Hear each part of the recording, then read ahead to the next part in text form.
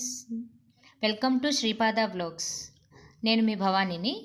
నేను ఇప్పుడు మీకు ఏం చూపించబోతున్నానంటే, ఈ లోటస్ మొక్క ఎలా వాటర్ మేము మార్చుకుంటున్నాము, ఎలా క్లీన్ చేసుకుంటున్నాము అనే దాని గురించి మీకు చూపించబోతున్నాను. ఇదిగోండి, ఫస్ట్ పువ్వు వచ్చింది కదా, అది కొయ్యకపోతే కనుక పువ్వు ఇలా కాయలాగా ఫామ్ అయింది. మనకి లోపల ఉన్నది గింజల్లాగా అయిపోతాయి అనమాట.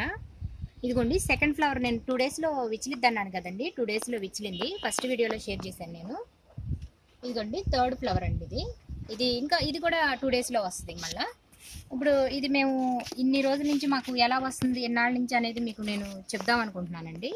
ఈ టబ్లో ఉన్నాయి కదండి, ఈ ఫ్లవర్ అంతా రాలిపోయింది కదా. ఈ రాలిపోయినప్పుడు ఇవన్నీ తుక్కు ఇవన్నీ మేము 10 డేస్కి ఒకసారి మేము వాటర్ మార్చుకుంటూ ఉంటామండి.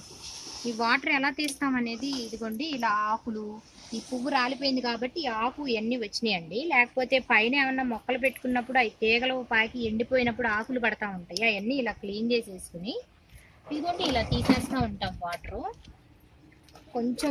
కొంచెం కొంచెంగా ఇలా తీసేసుకోవాలండి. మొత్తం తీయకూడదు, ఎందుకంటే మొక్క పెరిగింది కదండి, కాడలు ఇరుగుతాయి. జాగ్రత్తగా కొంచెం కొంచెంగా వాటర్ తీసేసుకోవాలి. దీంతో క్లీన్ చేస్తున్నానండి ట్యూబ్ పెట్టి.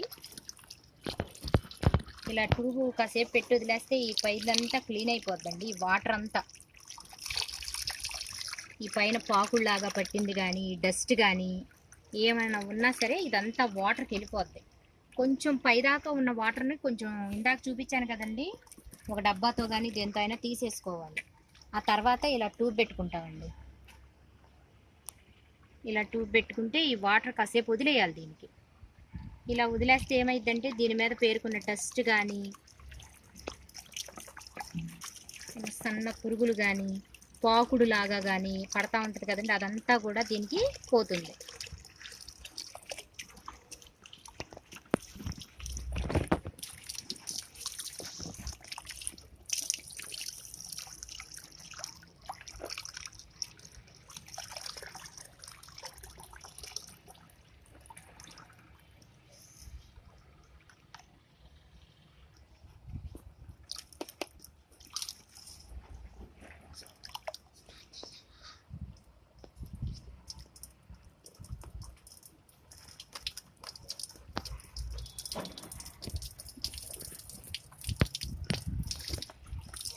ఇలా ఒక 5 మినిట్స్ వరకు ఇలా వాటర్ ఇలా లోపల కంటే ట్యూబ్ పెట్టి వదిలేసేస్తే ఆ డస్ట్, ఆ ఫంగస్, ఏదన్నా పాకుడు లాంటిది ఏదన్నా ఉన్నా పోతుందండి. పోయి ఫ్రెష్ వాటర్ పైకి మనకు వస్తుందండి.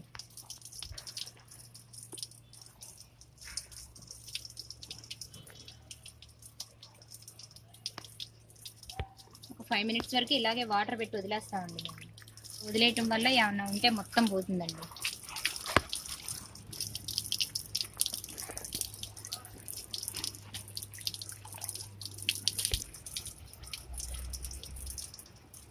ఇప్పుడు ఈ నీళ్ళు పట్టడం అయిపోయింది కదండి.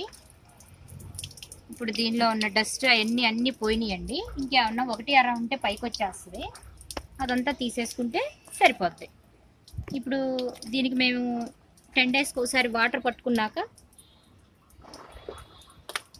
దీని మీద మెయిన్గా వచ్చే ప్రాబ్లం ఏంటంటే, వాటర్ బాగా ఉన్నప్పుడు 10 డేస్కి ఒకసారి మార్చేలోపు దోమ అనేది పెరిగిద్దండి. ఈ దోమ అనేది పెరిగినప్పుడు ఏం చేయాలంటే మనం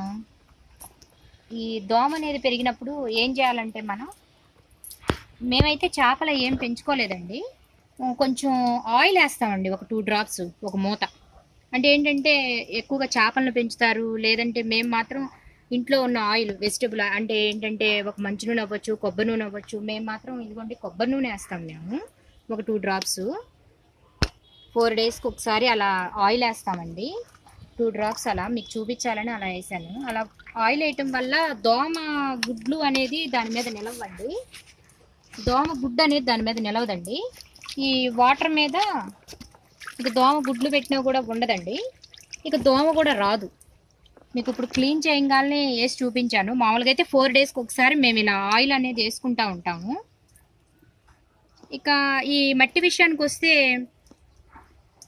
టబ్బు సగం వరకు మేము సాయిల్ కానీ మట్టి కానీ ఇసుక, కంపోస్ట్ అన్నీ సగం సగంగా ఈ టబ్బు సగం వరకు వేసుకున్నామండి.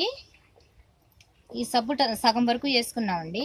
మట్టి, ఇసుక, కంపోస్ట్ ఇవన్నీ కలిపి వేసుకున్నామండి సగం వరకు. దాని తర్వాత దాని పైకి ఇంకా వాటర్ ఇలా పోసుకున్నామండి స్టార్టింగ్ మేము. అలా పోసుకున్నామండి. అలా పోసుకుంటూ వల్ల ఇది బాగుంది. తర్వాత మేము వారానికి ఒకసారి ఏమిస్తామంటే కొంచెం ఒక గుప్పెడు ఆవు పేడ వేసుకుంటామండి. ఆవు పేడ ఎందుకు వేస్తున్నాం అంటే ఇది గ్రోత్ బాగుంటుంది. చెరువుల్లో అయితే కనుక గేదెలని అవన్నీ దిగుతాయి కదండి, పశువులు పేడ అనేది పడుతుంది. మేము మామూలుగా అన్ని మొక్కలతో పాటు దీనికి కూడా కొంచెం ఆవు పేడ ఇస్తామండి. ఆవు పేడ తెచ్చుకుని ఒక గుప్పెడు దీనిలో వేసుకుంటామండి. చాలా బాగుందండి. పువ్వులు అప్పటి నుంచి మాకు వారానికి 10 డేస్కి వస్తానే ఉన్నాయండి. చూసారు కదా, ఫస్ట్ వీడియోలో మీకు ఫ్లవర్ చూపించాను, ఇది కాయ అయింది. సెకండ్ ఫ్లవర్ 2 డేస్కి విచ్చిద్దని చెప్పానండి ఫస్ట్ వీడియోలో. ఇదిగోండి ఇది సెకండ్ ఫ్లవర్. ఇదిగోండి థర్డ్ ఫ్లవర్ ఇంకో 2 డేస్లో మళ్ళీ రెడీగా ఉందండి మనకి. ఇలా గ్రోత్ బాగుంటుంది. మేము చేసుకునేది మీకు చూపిస్తున్నాను ఫ్రెండ్స్. మేము ఇలా ఫాలో అవుతున్నాము, ఇలా చేసుకుంటున్నాము, మేము మీకు చూపిస్తున్నాము. అది ఈ దుంప పెద్దదైంది కదండి, అందుకనే పూర్తిగా వాటర్ అనేది తీయకూడదండి. నేను ఇప్పుడు ఎలా క్లీన్ చేశానో అలాగే క్లీన్ చేయాలి ఫ్రెండ్స్. ఓకే ఫ్రెండ్స్, ఈ వీడియో కనుక మీకు నచ్చినట్లయితే లైక్ చేయండి, షేర్ చేయండి. కొత్తగా చూసేవాళ్ళు ఎవరైనా ఉంటే సబ్స్క్రైబ్ చేసుకోండి. మరిన్ని కొత్త వీడియోస్తో మేము ముందుకు వస్తాను ఫ్రెండ్స్.